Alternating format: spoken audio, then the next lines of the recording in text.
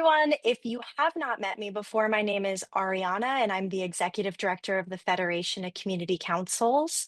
I really appreciate everyone coming to our second local lens. Excited to see a much bigger participation than our first one. Welcome back, anybody who came to the last one. So, really quick before we get started, we are going to just take a look at some group agreements. Uh, so the local lens sessions are a space for learning and conversation among members of community councils and the public. The goal of the sessions is to dive deep into various government structures within the municipality of Anchorage. By joining, we agree to treat each other with respect. We understand that everyone has a stake in our community. We recognize our neighborhood unique qualities and the diverse viewpoints of their residents. And we allow everyone a chance to participate before taking follow-ups or additional questions. Some logistics, please stay muted unless you're called on to ask a question. If you have a chat question, when we get to the Q&A section, you can put that you have a question in the chat and we'll go in order. A reminder to stay on topic. Please keep your questions relevant to the topic of the session. Be concise, try to keep your questions brief and to the point, and consider the time. We'll do our best to answer as many questions as possible, but be mindful of the time constraints. We also encourage anybody with additional follow-up questions that we don't get to, or if you have a more lengthy question, to reach out to our presenters at the end of the session. We'll be providing their contact information. And we also ask you to consider inviting them to your community council. So that is my little opening spiel. I would love to introduce Assembly Member Anna Brawley and John Weddleton, who will be first starting with a joint presentation on residential design standards. And then we'll get into the Q&A section closer to the second half of it. So John, or Anna, you're first, right? Yeah, just briefly. Right. Yeah, and I'll share my screen and then, and welcome everybody. Thank you for being here.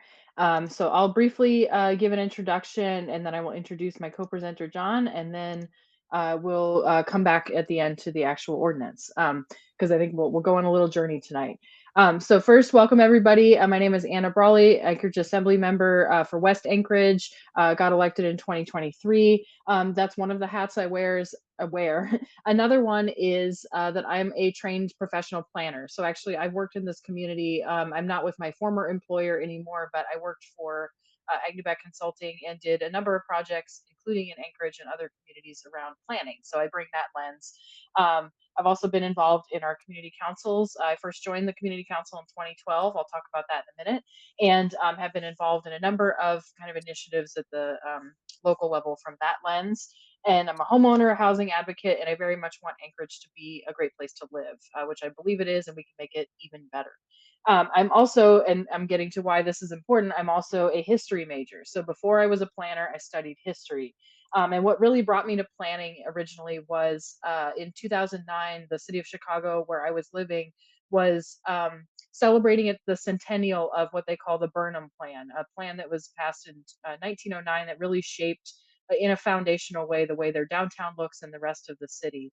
And so that really got me excited about planning and also helped me really understand the connections between the past and the present, and as we look forward to where we're going in the future. So we're here to talk about the now and really a specific policy choice, the one on the screen here, AO 2024-104S. We'll dig into what that is in more detail, but I think it's really important to understand what came before it. You know, what's connecting this proposed policy choice with where Anchorage has been and what we've done in the past. So I know many of the folks participating and probably watching this after the fact participated in that story. The real short version of it is the Title 21 rewrite. That's what we're going to talk about, among other things. And also, I know there's folks who are participating today who were not part of that story, or maybe moved here after that and don't have that context. And so that's why I have recruited my co-presenter, Mr. John Weddleton, former Assembly Member, former Planning and Zoning Commission member, and very involved in these issues as an advocate, as well as his other roles over the years. And so we'll talk about the specifics of the ordinance and why I'm proposing it with my co-sponsor Meg Zalatel. But first, I want to take a little walk back in time, and then I'll hand it to my co-presenter. But first, I want to start setting expectations. So in addition to what Ari shared as group agreements, it's funny, everybody that I've talked to about this presentation, I think, kind of was looking at it like it was, WWE Fight Night or WrestleMania or whatever variation on professional wrestling you want to say. But I want to offer that maybe the conversation we're about to have is a little more like, and I'm using a throwback here, inside the actor's studio, James Lipton there with I think Hugh Jackman at that time. So pull up a comfy chair and really let's do a little storytelling. But first I want to set I want to set the tone and really where we want to start this conversation by asking what I think are the right questions to ask. And I want to introduce this because I think they're very distinct questions. One is, should Anchorage have residential design standards? And I know a lot of folks have feelings about that. But I think we should separate that question from, are these specific design standards that are already in our code that were put there mostly in 2014, but even prior to that as well, are they working as intended?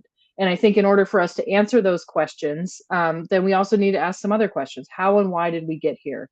Why were the choices made of what's in our code today and other choices that we've made? What experiences really shaped that? And also, I think we need to ask, what have we experienced since those choices were made? Because that really needs to help inform our policy choices now.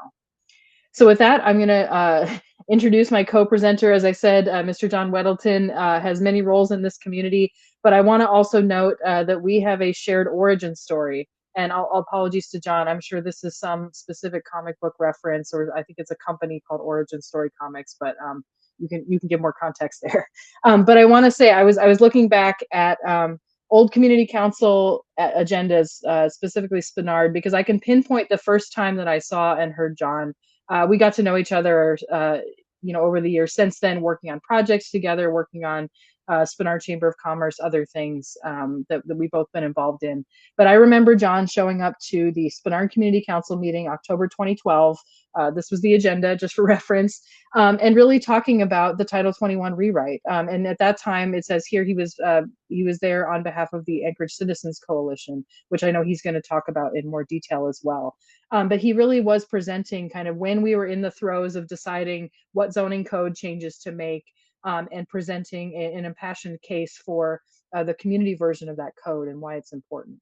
And so, as I said, things evolve over time, but I really wanted to bring it back to that, and partly why I invited John to join me today to have this discussion. So with that, I'm going to turn it over to John, stop sharing, and then we'll pick it up after his part. Well, thank you, Anna. Yeah, it's been a while, and I got a lot of deja vu going back and piecing together this little slideshow. So I think I can share now. Well, there we go, share. We may be going way back further than you expected. We see this is a short history of America by the famed comic creator Robert Crumb. And I think about this a lot when I think about planning, and I share this very often when I do little presentations on planning. And if you look on that top left, you probably think when we do land acknowledgements, that's what you're thinking, right? It's very natural. Nothing's tampered with 10,000 years ago. But then as we move through a short history of America, we end up down at this lower right corner. And wow, doesn't that look like places you've been? Doesn't look like a lot of places in Anchorage. And the question is, how do we get there, and who wants to be there? No one wants to be there. So no rational person would choose us. How do we avoid the city becoming like this? And this really is fundamentally what,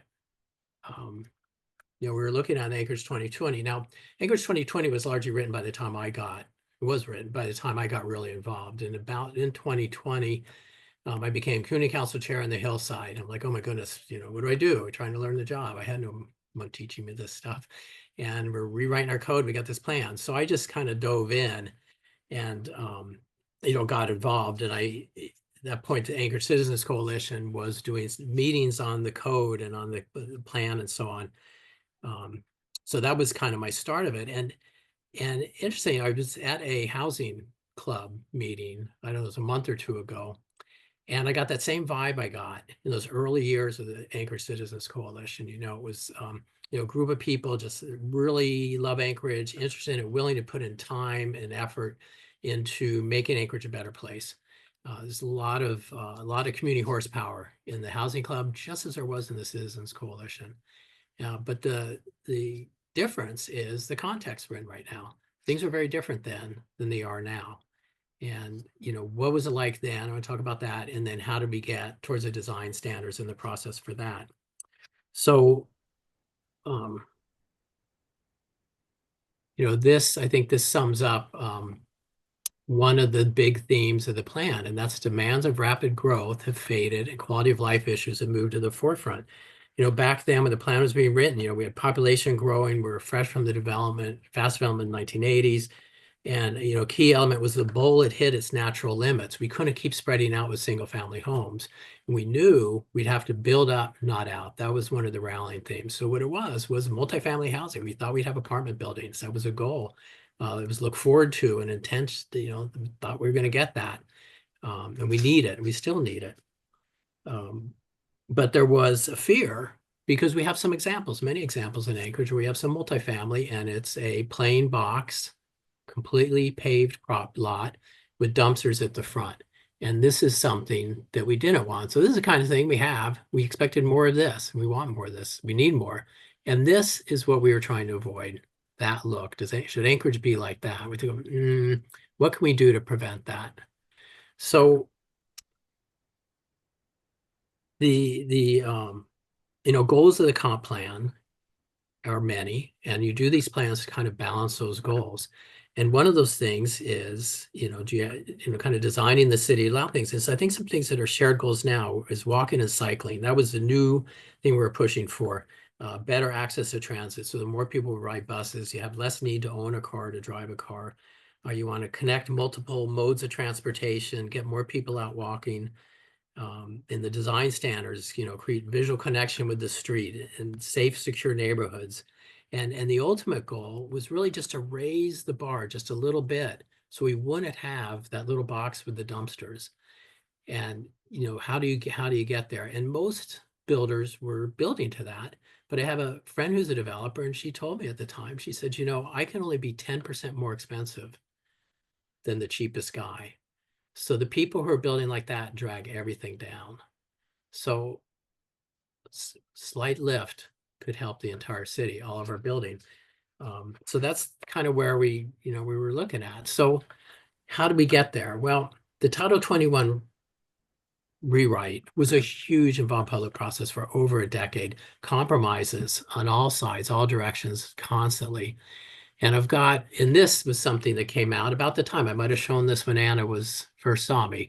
And this was a chronology that, the planning department, I borrowed their slide and it looks very nice and neat and even, and you can just follow those arrows down to see where we are. But within that, there was a lot of going back and forth. The Assembly overlapped, Planning and Zoning Commission, different drafts were coming out. Citizens Coalition and other groups were looking at them very carefully, providing feedback to planning.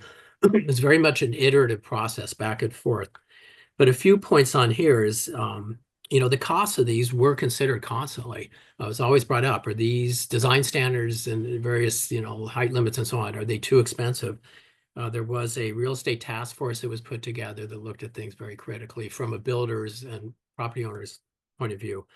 And, they had good feedback that was incorporated. And in 2007, there was an economic analysis and that found broadly that the highest use of land was for apartment buildings. So the most profitable use of apartment buildings, okay, well, good, because we need them. So this is exciting. We're going to get more of these.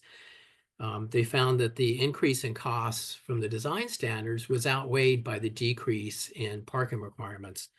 So with high density multifamily, did find it took more land. So the amount of landscaping required was decreased to balance that out. And with medium density multifamily, they said, well, it's about a wash. it doesn't really increase the cost. So that was reassuring as we went forward and thought, okay, let's do some design standards. Things went as this chart kind of indicates until it really got interesting.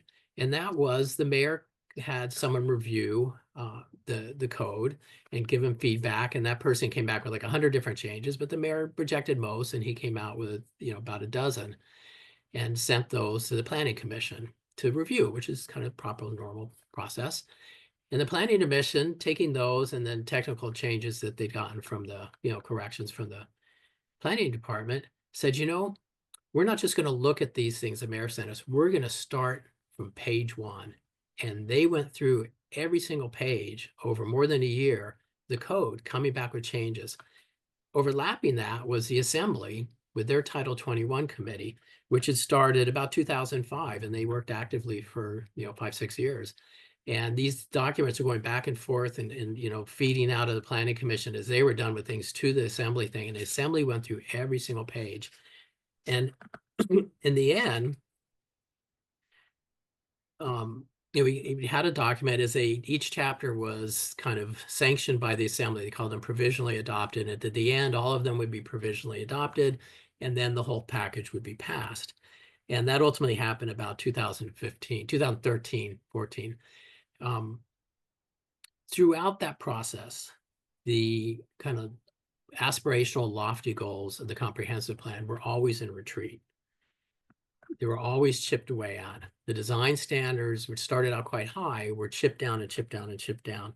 And I would say at the end, the folks who had championed the comprehensive plan, which is an award-winning plan, they won a Smart Growth Award for public process. And, they were battered and beat down. I know people were listening now are going, oh yeah, it was really tough. And we struggled even to just have the intent statements in the code that would match what we're pulling out of the comp plan because of the various the details in the code very often did not implement those intents. But we said, let's try to keep those intent codes in there. And that was a battle. And for the most part, they are in there. So this was a huge process. This was not just a few people making a decision. It was vast. And let me see if I can move down. So where did we end up? Well, we got design standards. There was certainly walking and biking is accounted for sort of in the design standards to make it easier to walk and bike, more sidewalks. And we got not everything, but some, and I think it's shown in the city. Open space was always in the code. Some was increased, some was decreased. Multifamily, we are not seeing what we hoped for, but we did. There is an R4A new zone that is designed for this, the R4 design. We have empty lots looking for these big multifamily, but we're not getting it, which is unfortunate. Mixed use is a little bit off from our current topic, I think, but it was important because there was a neighborhood mixed use overlay and a commercial mixed use overlay in the early code that got pulled out, but those were designed to allow kind of small coffee shops and then shops and so on mixed in with neighborhoods and so on.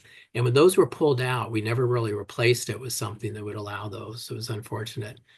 On this screen, there was until the very end, we had residential design standards, which we're talking about now, but we also had commercial design standards. And for the most part, there was a compromise right at the end where the commercial design standards were pulled out to allow, and residential, the multifamily were left in there. It's kind of a compromise to get the votes needed to pass this thing. So that's how we got here. Did multifamily design standards kill multifamily housing? Well, I've been told that it did. I haven't seen evidence of that. Has it made a difference? We hear from builders that it does, and we should listen to those people because they're building. Mostly it's Cook and Housing and Debenham have done most. I know some smaller people have done some small things, but most of the little multifamily we've had built is higher end stuff that would naturally far exceed those standards anyway. So it's, the minimal standards, I don't think really had an impact on that, but is it preventing, the broader amount we need? I'm not convinced of that. I suppose we will see. But there are a lot of other headwinds, and it's the huge increase in cost of building that we've seen in the last, 10, 15 years. It continues.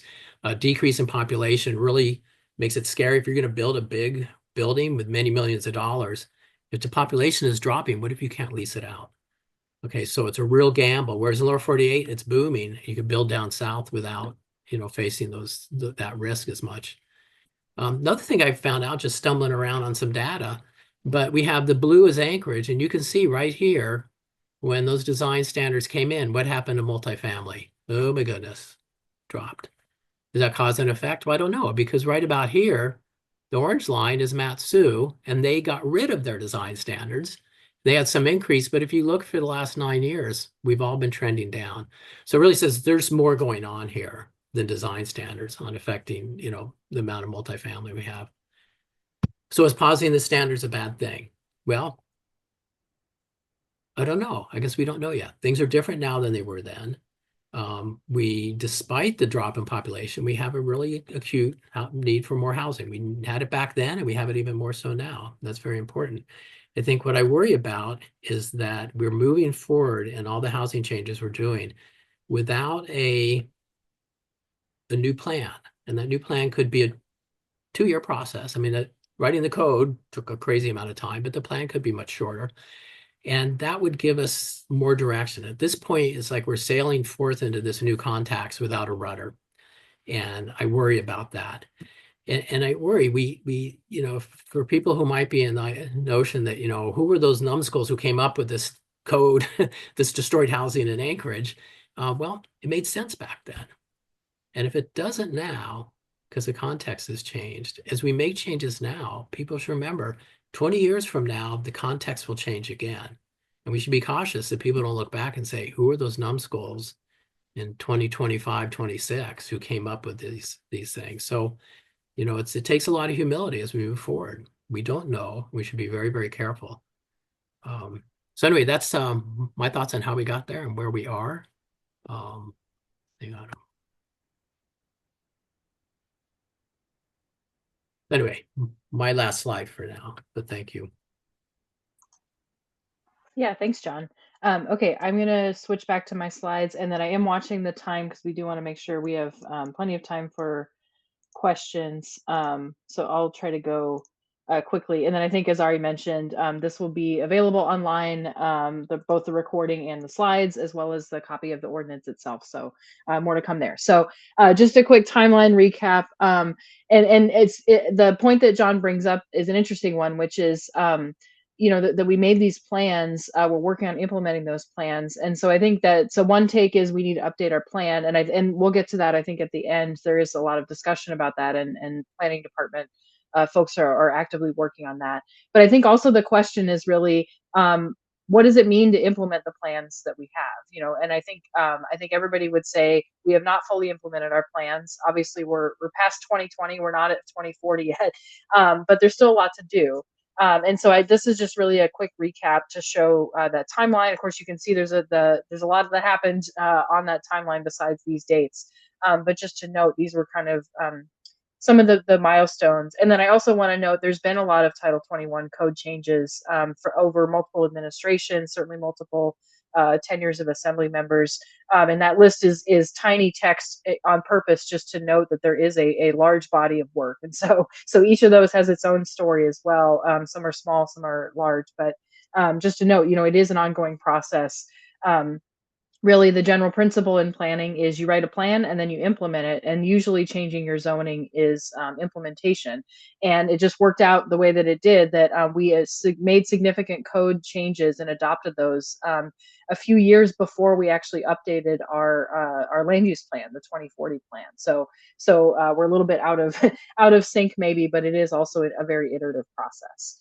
So again, just some other context in addition to what John shared, I think, is there's, we know we have a housing crisis. This is really just the short version of that. But I want to really point out what we're talking about here is multi-unit housing. I mean, especially, and John mentioned that, multifamily is something that we really need, and we have struggled to build.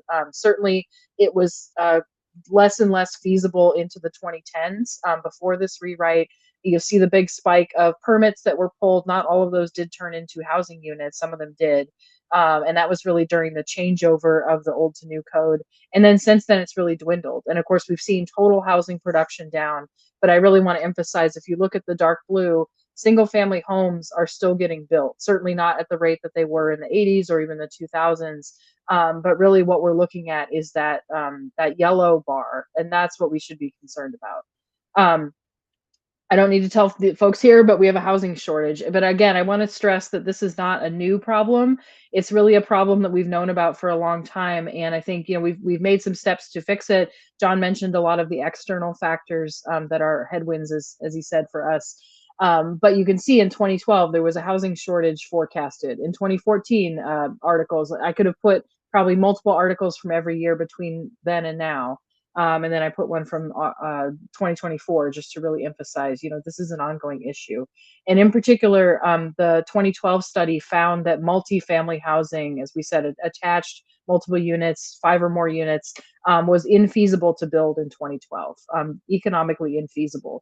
And that's a big red alarm. And we've struggled to really fully address and change that reality. So then moving on to this ordinance, and then again, we'll get back to questions. Why the pause? So we talked a little bit about residential design standards in a nutshell, but what they are is really they deal with how buildings and properties look from the outside. And that's a little bit overly simplistic because there's a lot of other pieces to them, but I wanted to really unpack that idea that it's dealing with the way buildings look. It also deals with how they function, how you can walk from the street to your property, for example. But a lot of these really are dealing with aesthetics, with how they look, where your garage is placed, where your front entrance is, how much your building interacts with sunlight or creates shade. Facade articulation is a fancy word for what types of siding you use and whether, as John said, if it's a blank wall or more decorated. And then it also has to do with people perceiving that building. So whether or not they live there, a lot of our plan talks about protecting neighborhoods. It talks about neighborhood character, and those are valid, real things because how people experience a place matters. And also they really are about, again, how buildings look and how people perceive them, which again does have many implications. But the bottom line is that what they are. So design standards are a plan implementation action, I think, as John said, and that's partly why it took a while to get the zoning code where it was. It was one of many things I think that were being debated at that time. But I really want to bring us back to some of the text in our plans, in our goals, and these are reproduced. It's not a screenshot. But you can see in Anchorage 2020, it says we want a built environment based on design standards that sustain long-term economic viability and promote affordable residential, commercial, and industrial development. We want to achieve residential and commercial growth. And we want our neighborhoods to provide a range of places to live and meet our housing needs for all of our residents. And it lists that in more detail. That is in Anchorage 2040. So really, I want to bring us back to, again, the question about design standards and ask ourselves, are these design standards, as they're currently written, sustaining that economic viability and promoting development? And are we achieving that residential growth and meeting the housing needs of our residents? So just a couple examples in the 2040 land use plan. These are 2 images, this and the next slide. And it really shows, because these are meant to be illustrations of the types of housing we want. So this is something that was built in 2014, I think likely under old code, given the timing. It's in Fairview. I believe Cook Inlet Housing built it. And so this meets our standards. This is buildable. This picture shows something that is still buildable today. Obviously, there's probably other factors like cost. But as it's designed, we can build it today. Oops, sorry. Here's another image. This is actually from another state. It's a place in Boulder, Colorado. This is one of the images in our plan, and this is something that we cannot build today. And this is not the only image that's like this. And so I think, again, I want to introduce the idea that there's a disconnect between what our plans say and really what we call for in our plans, and then how they've actually been implemented or executed. And a lot of that does have to do with our code. And so that's why there has been so much focus on whether our zoning code is equipping us to meet our housing goals. So back to our key questions. Again, should we have residential design standards? My answer to that is our plans call for that, and our community values that. And again, John spoke to how much effort there was to get to where we are today. But again, to the question, are these specific design standards working as they're intended? Are they implementing the plan based on the community's lived experience with the housing issues, the development feasibility of multifamily housing? And again, there's a long list of things that I'm just going to briefly footnote by saying this has been a conversation for many years. I would argue that no, these are not working. And so therefore, sorry, just making sure I didn't. Okay. So therefore, Member Zalatil and I are proposing a 3-year pause on these design standards. And I want to be clear, again, we can get into questions and discussion on this as well. But these are the sections that are being paused. And again, we're working on kind of producing some more detailed materials, but we don't have time to dig in too deeply today. But they include sections of 2107, 110, C, D, and E, as well as 2107, 060 pedestrian frontage. And so these are really the sections that are being paused. So again, it's not the entire zoning code. It's not even really the entire chapter of design standards. It's some specific ones that deal with multifamily site design. And again, pedestrian frontage, meaning how somebody interacts with the street and the property. In the ordinance, projects that would be eligible for this must meet certain design and process thresholds to qualify. So if I show up tomorrow with a concept and no actual plans, I'm not going to get my permit approved, even if this was in place. So you really have to go through and be pretty far along in the process to secure these building rights. But when you get an approved permit, that would lock in, so to speak, the zoning rules for that project. So if this goes forward, if somebody starts a project in 2027 and then these sunset in 2028, and that project is not fully completed, they can still finish based on the rules that they were approved for. And then it also requires annual reporting from the planning department on the progress and really analyzing what the impact of these has been. And the reason for that is, and the reason for the pause is, again, not to repeal these sections of code. There's a reason why the ordinance doesn't do that. It is putting them on pause in order to allow developers to be more creative, to really try out different things that are not allowed in our code now, and then to give us some good data to come back and say, how and where should we improve these standards so that they work better? So this slide, again, and these slides will be available too, want to be really clear what it does and doesn't do. So I listed off kind of the sections in 2107, 110 that it does pause, as well as this one, this pedestrian frontage one.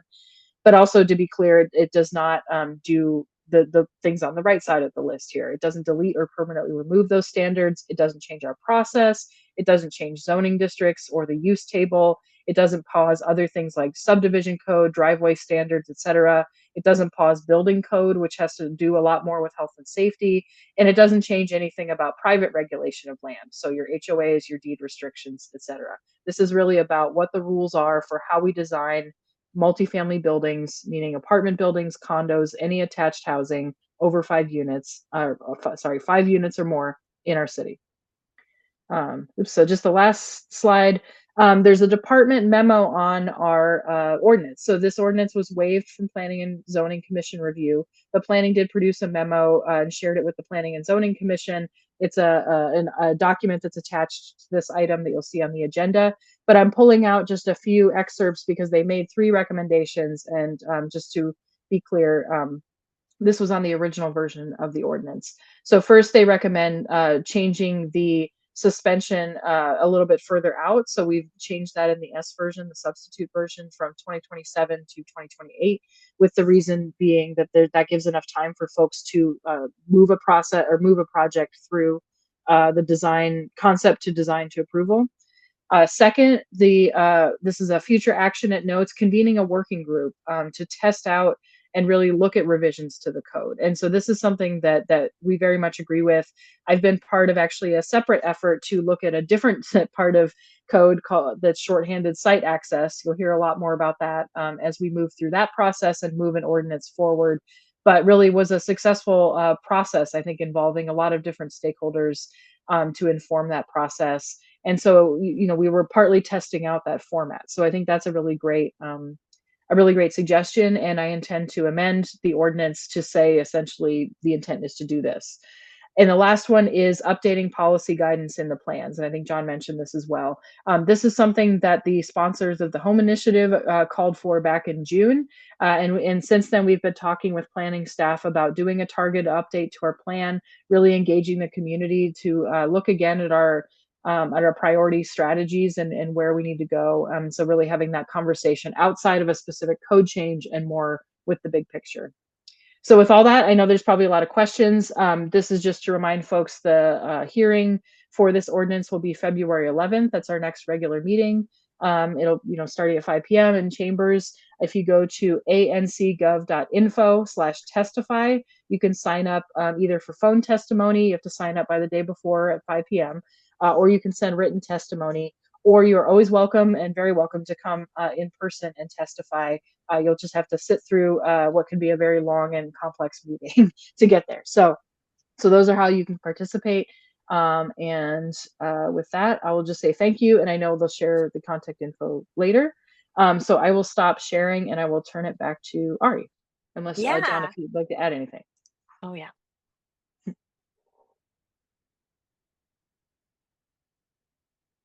Nothing, John?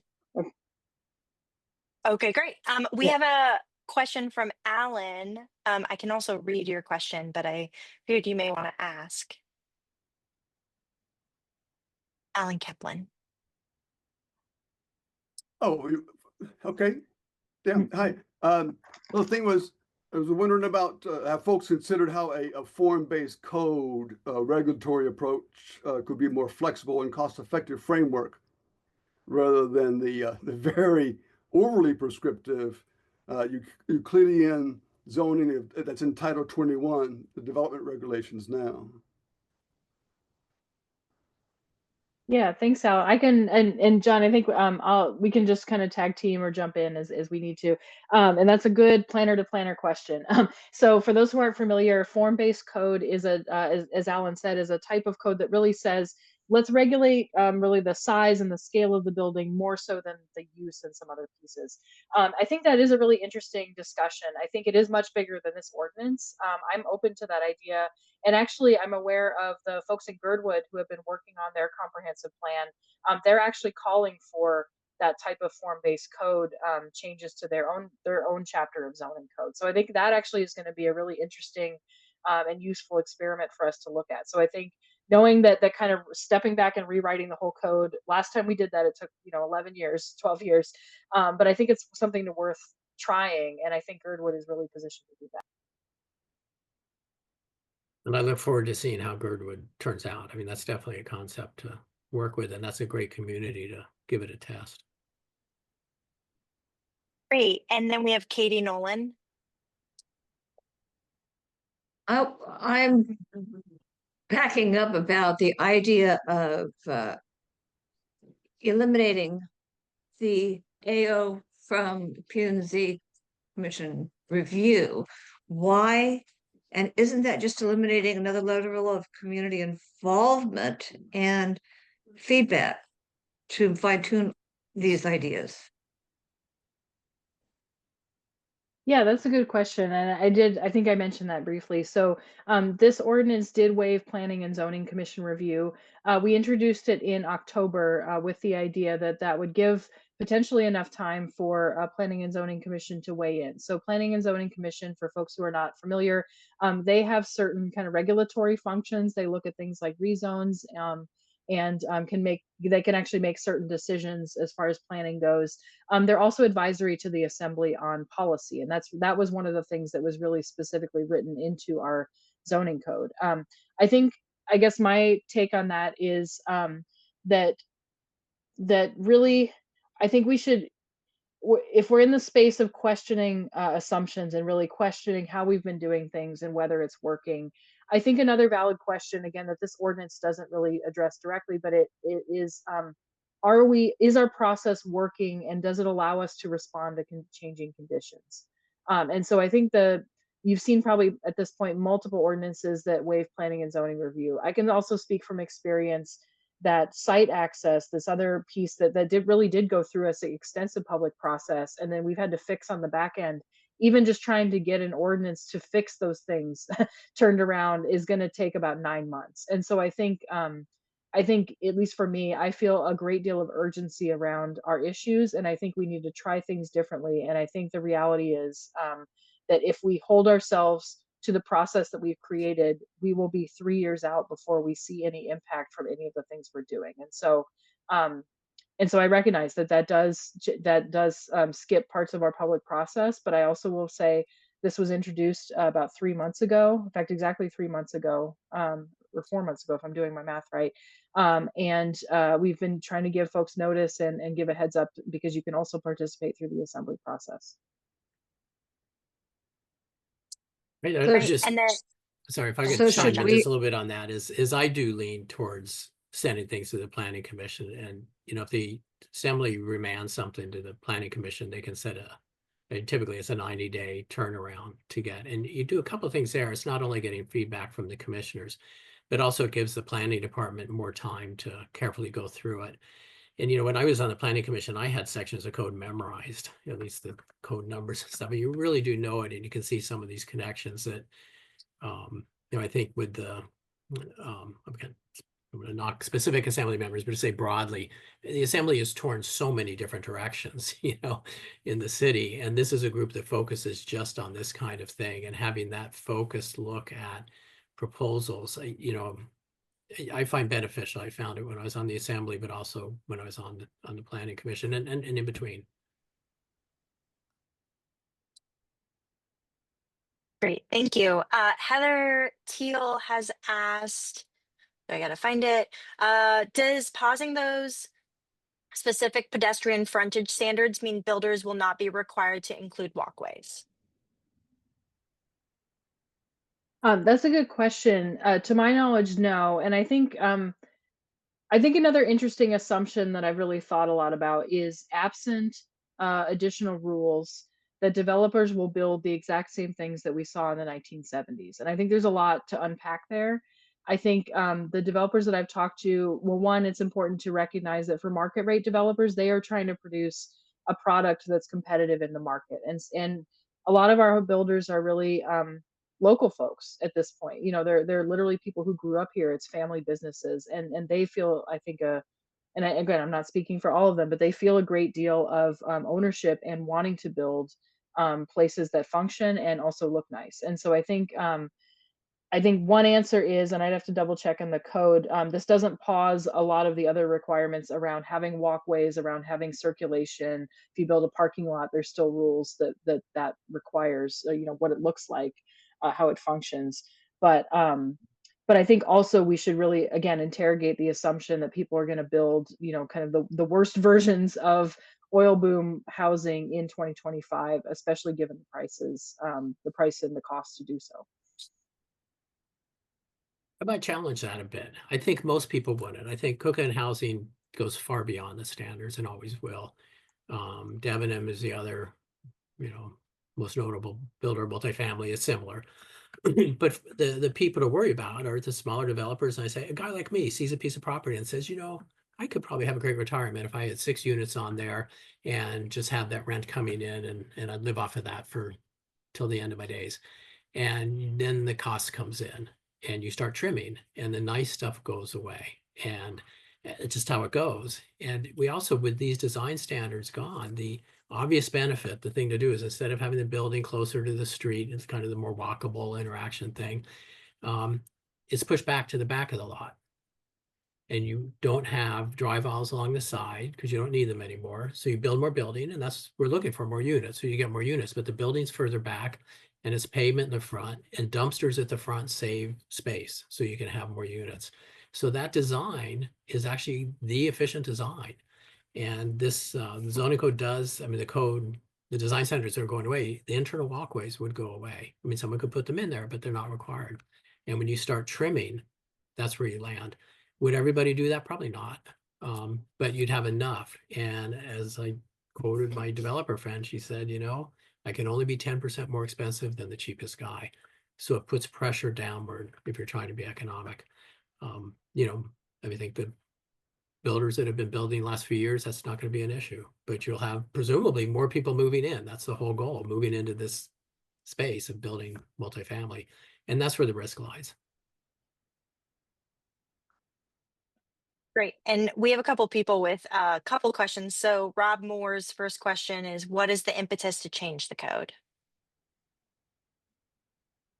Yeah, I can take that one. I mean, as I said, this is really one of multiple ways to get at this really big complex question of how do we get more housing built in Anchorage. And I think, I guess I look at it in multiple ways. So the impetus to change the code is, one, we've gotten feedback from people who use the code every day that there are sections that are either unworkable, hard to understand, add cost, or actually can kill projects. I think it's important to understand that it's not that we can calculate, oh, this particular section of code adds $10,000. The question is really, is this project going to get built or not? And is it possible to build on your property? And that's really what we're dealing with is, and I think why we're not seeing a lot of things change. We're not seeing older buildings get updated or new ones. So one impetus to the code is fixing things that aren't working based on the experience that we've seen now that they've been in place for, in some cases, 10 years. It depends on which section you're talking about. And I think also the question is really, if multifamily housing is infeasible to build, how do we bring down the cost because there's a ceiling on what people can charge for rent?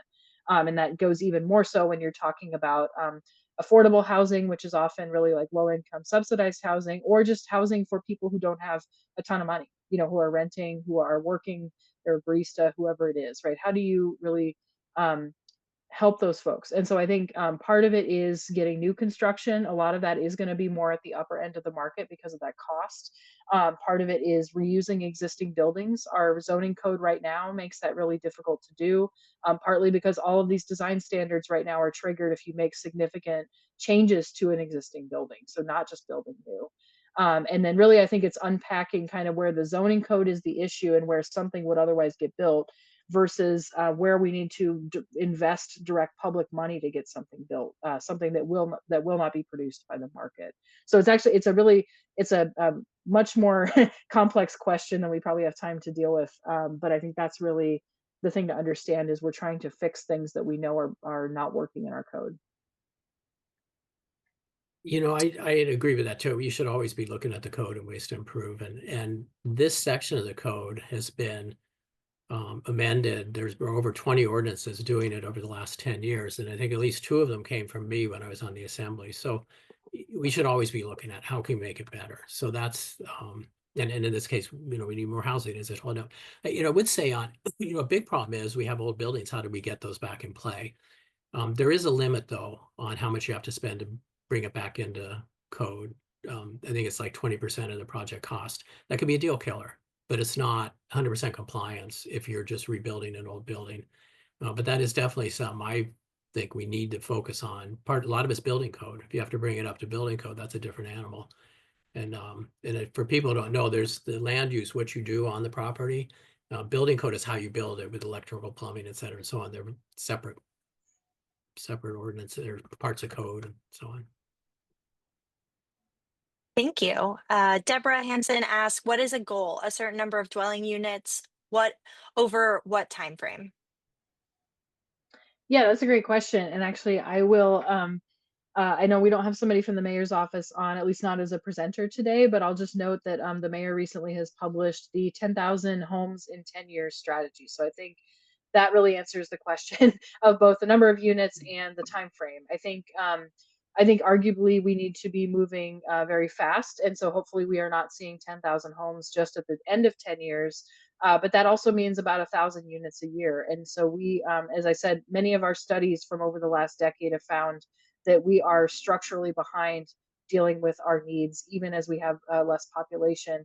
Just today, we heard 1 in 8 folks were, I think it was about 1 in 8, or I should say, it was an AEDC luncheon presentation about workers. So about 75% of our folks live in Anchorage and work in Anchorage. Another eighth, so 1 in 8 of folks live outside of Anchorage, but in Alaska, and they work in Anchorage. So folks from the Valley, probably mostly. And then another eighth work or live somewhere else and work in Anchorage, live out of state. And so that could be traveling nurses who I know are using a lot of a fair number of our short-term rental stock. It can be people here for a short time but don't establish residency. It can be slope workers. So I think it's important to recognize that there's permanent residents, there's our housing stock, and then there's people who are using our housing. And so, like I said, in general, we are behind on building. We are behind on building the types of housing we need. We know that we have a problem, and the mayor has established that goal of 10,000 homes in 10 years.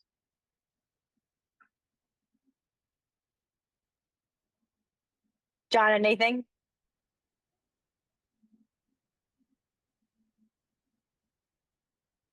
I think the mayor's got a stretch goal. I hope she hits it. I'm fully supportive.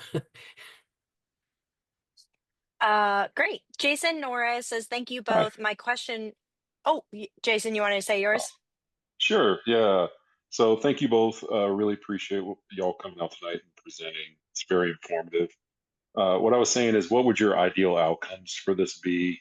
Because a lot of times this feels like it's framed like we can have ugly housing that gets built or pretty housing that isn't going to get built.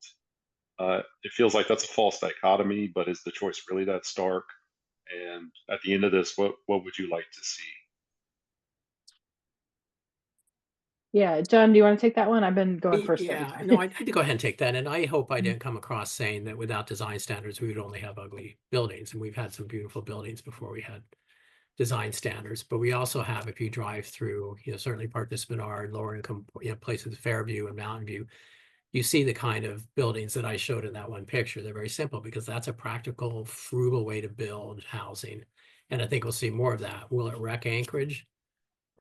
We won't be putting our best foot forward. We'll still have some great housing. And if you look at the multifamily we have had built in the last 10 years, it's high-end stuff. And it looks great. I don't think there'd be any complaints. But it will make certain neighborhoods, I expect, have some multifamily. It's just not something people would really choose in general. But, it's in some ways I look and say, well, we seem to be in a mood where we want quantity over quality. And maybe that's where we are. That's for the public to decide in the assembly. Yeah, and I think I have I guess a different take on that. One is, and I have two goals. I think one is I would love to see more, and obviously I'd love to see more housing, but I think I'd really love to see more creative building. And I say that, which, that can be anything from colors, it could be design, it could, but really just things that that I think we don't see here, or don't quite fit the way that we've described the ideal type of housing.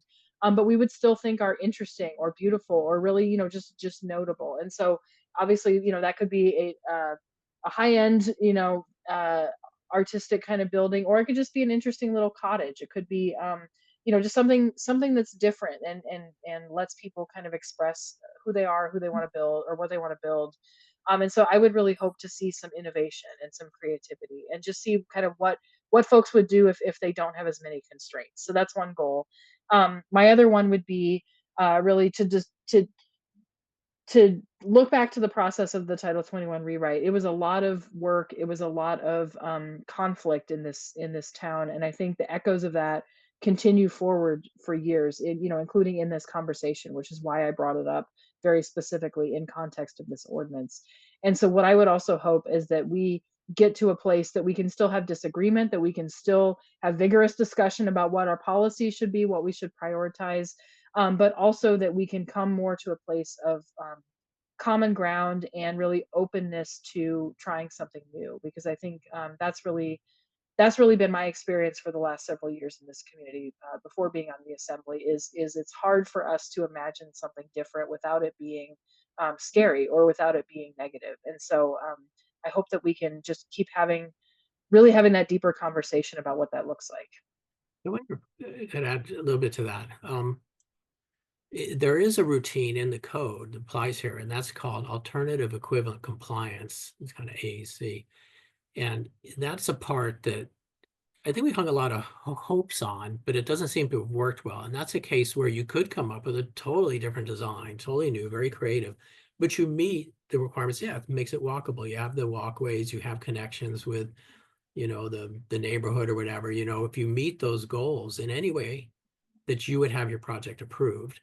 And that's still in there. People don't avail themselves of it. And I think it's less a issue with the code as it is people who are there to approve your project, or somehow it's not working. They're too nervous to do it. Or I don't know, you get someone down there, they want things very crisp and clear, and you come up with AEC, well, something new and creative is challenging. So, that's something that we could look at and say, how do we make that work so that these creative projects go, yeah, that looks awesome, go for it. And maybe that form-based code is more of that, you within that box, do what you want,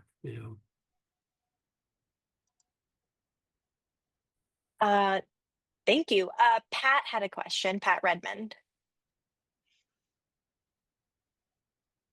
Sorry, just a second. I was muted. Does this count as what is it, the 10-year or 20-year review we're supposed to do with the comp plan that's required by, I think it's state law that or at least what it used to be. And then what happens? I mean, I still want sunlight and open space, or even in these multifamily areas. And some of the problem with our building is not the codes and not that they'll have you believe it's some of this stuff, but is the cost of building is the materials and getting the workers. We don't have enough workers. We can't get the materials that we need. It's not necessarily the lack of land. And we knew when this the current comp plan or the 2020 plan was done, that we knew that we were going to be short of land and we were going to be short of housing when this, regardless of what we did. And shortage of housing is not new to Anchorage, and it's not just Anchorage. I get a newspaper from a town in Southern California that I grew up in, and every day is they're short of housing, they're short of housing, and this was before the fires. They're short of housing. It's everywhere, every city, if you look, they're having the same problem. So our design is not going to make a difference. We still need to keep the open space. That's all. Yeah, I can briefly take that one. Yeah, certainly a lot of other cities are facing this challenge, and I think a lot of other cities are having the same conversation we are, which is what rules have we put in place? How small can we make our lots? That is one way to essentially make more land, is if you can subdivide property that already exists into smaller properties. And I think there's a lot of other issues there, but I think it's hard not to give the long answer to that. I think California, you could have a long discussion about their state law that regulates property tax and the kind of really dysfunctional real estate market that has resulted from that. I think there's certainly workforce is an issue. If we don't have workers who have a place to live who can afford it, they're going to head out of town. And so we compound our issues by not having housing. But I will also again say, I want to again separate the conversation between should we have design standards at all, and should we have these specific design standards as they're written right now, or do we need to change them? And I think again, this ordinance suggests that if something isn't working, maybe we should stop doing it temporarily in order to get some data to fix it. And that's the general logic of this. And it's already it's already something that we're using on a piece of code that was put into place. Again, I mentioned site access, that went through an extensive process. And then as soon as it was implemented, everybody realized it was breaking a lot of projects that were already in process, not because it wasn't good ideas, but because it was not working. And so we're proposing basically the same thing. It's a bigger scope than that ordinance, but I think it's worth asking, why would we continue to do something that we have demonstrated does not work? Right, just to hit a couple more of the points. Thank you, Anna.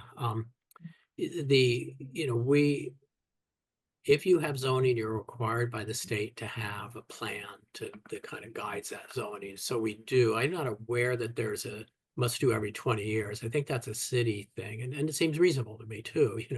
Things change, and that's what has landed us here. Things have changed. What should we do? And then another point, even, Houston famously has no zoning, but they have a housing shortage as well. So the reasons for housing shortages are many. And I think Anna would agree with this. You make what changes you can that you have control over, and this could be one. Okay, everyone. This is Eleanor Andrews. Hi May there. I make a statement? Actually, we have hit our time, and we had lots more questions that we weren't able to get to. So I really appreciate everyone. I did drop both John and Anna's contact. I'm so sorry if we didn't get to your question. I really would suggest forwarding emailing Anna or John your questions, or both of them. I'm sure they would love to get back to you and answer some of those.